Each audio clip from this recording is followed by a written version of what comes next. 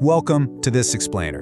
I want you to just close your eyes for a second. Picture the warm, golden light of a late afternoon sun, sweeping right across our ancient, beautiful world. For millennia, we've built this breathtaking tapestry of history, art, and monuments, kind of just assuming our biggest challenges would always be right here on the ground.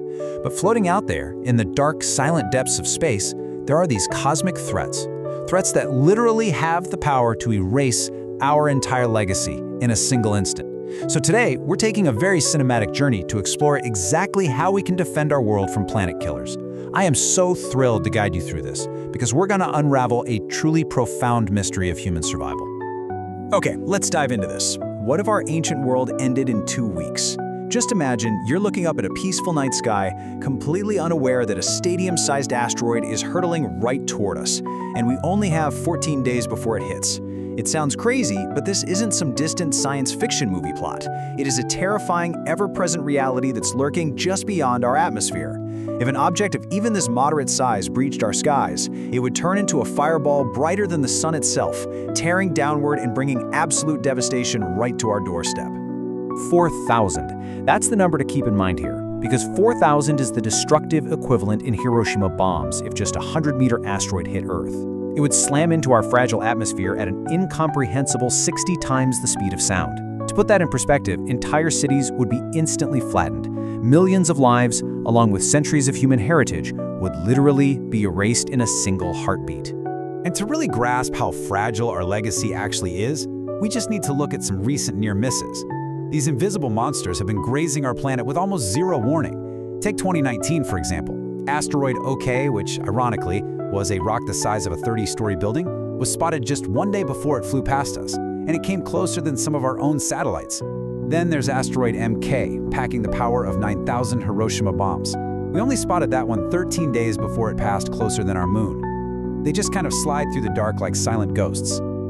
So, that brings us to Section 2, the Hollywood illusion. Why our grandest ideas fail in the vacuum of space. Now, you'd probably think humanity has some grand, foolproof master plan to protect our world, right? Well, we really need to separate cinematic fantasies from the cold, hard realities of physics.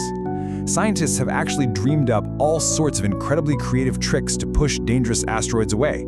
Things like painting the rock so sunlight slowly deflects it, or landing thrusters to steer it off course, scorching it with lasers, or even just ramming a spacecraft right into its surface. But, well, all of these methods share one fatal flaw. It's basically the equivalent of trying to deflect a massive ocean cargo ship by throwing a tiny bag of potatoes at it. I mean, sure, it moves the rock slightly, but you would need decades of advance notice for it to actually miss Earth. So naturally, your mind probably goes straight to our most devastating weapon, the nuclear bomb. But here's the catch. If we shoot a nuke head-on, the sheer 70,000 km/h impact of the asteroid will just completely destroy the warhead before it even has a chance to detonate. And what if we detonate it just above the surface? Well, as this quote perfectly captures, in the vacuum of space, an explosion is just a silent flash. Without any air to carry a shockwave, an explosion up there does practically nothing. The energy just dissipates out into the void, leaving our killer rock perfectly intact and still heading straight for us. Now, what's really interesting about this slide is how the grueling reality of physics completely dismantles that classic blockbuster movie plot. We all know the story, right? Brave astronauts land on the rock, drill a deep hole, drop a nuke inside. But the real world is entirely different.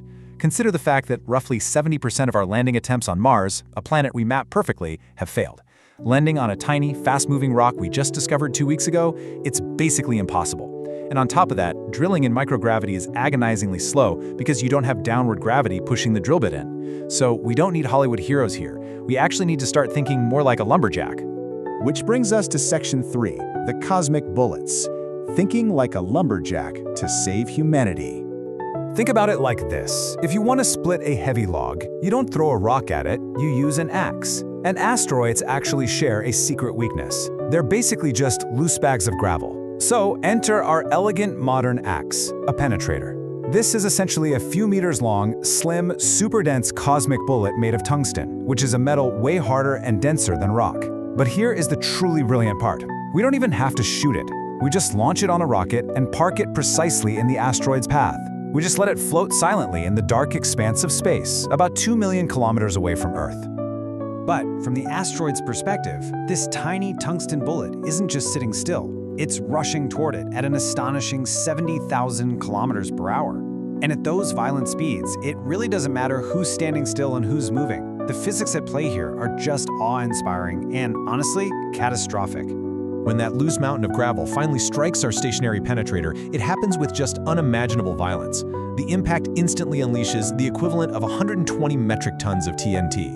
The rock literally vaporizes. The tungsten melts away, carving this massive wound straight through the asteroid. The fragile rock simply cannot handle that amount of energy, and it shatters into thousands of diffused pieces.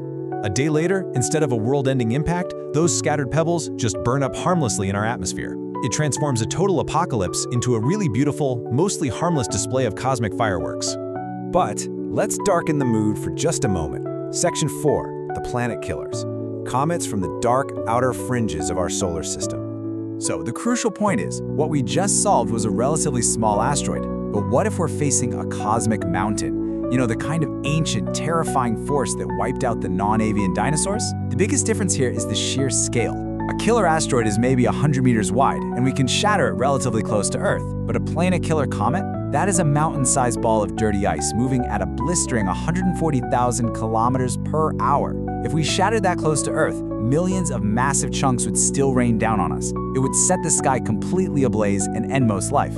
We have to destroy it much, much further away, literally as far away as the orbit of Mars.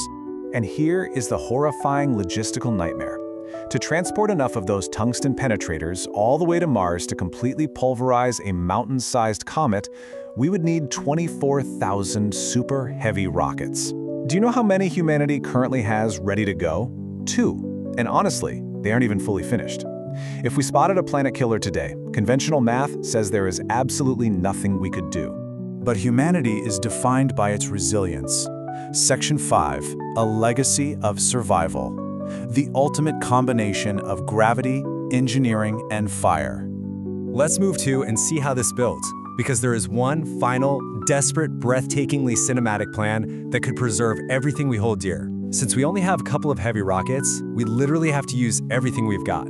Step 1. As soon as the comet is spotted, we launch one fully loaded SLS rocket.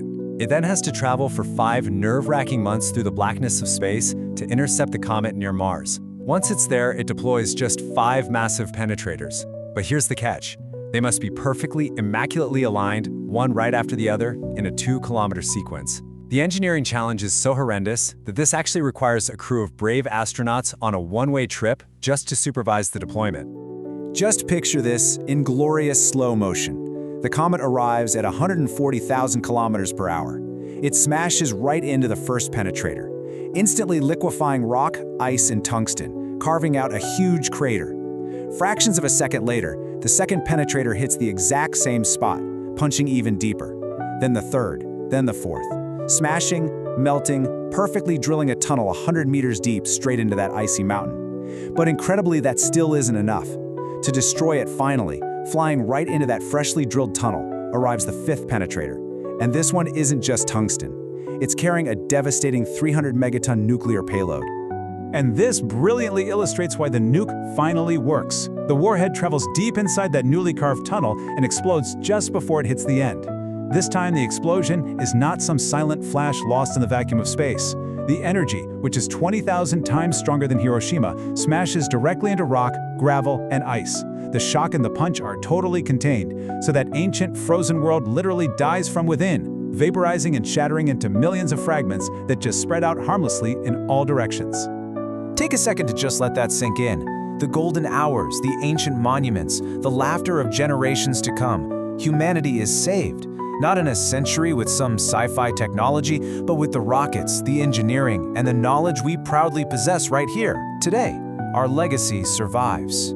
It really completely reframes how we look at our own potential. As this explainer comes to a close, I want to leave you looking out at the world with a renewed sense of wonder. If the survival of our beautiful, ancient world is already firmly within our grasp, what other impossible challenges are we ready to face together?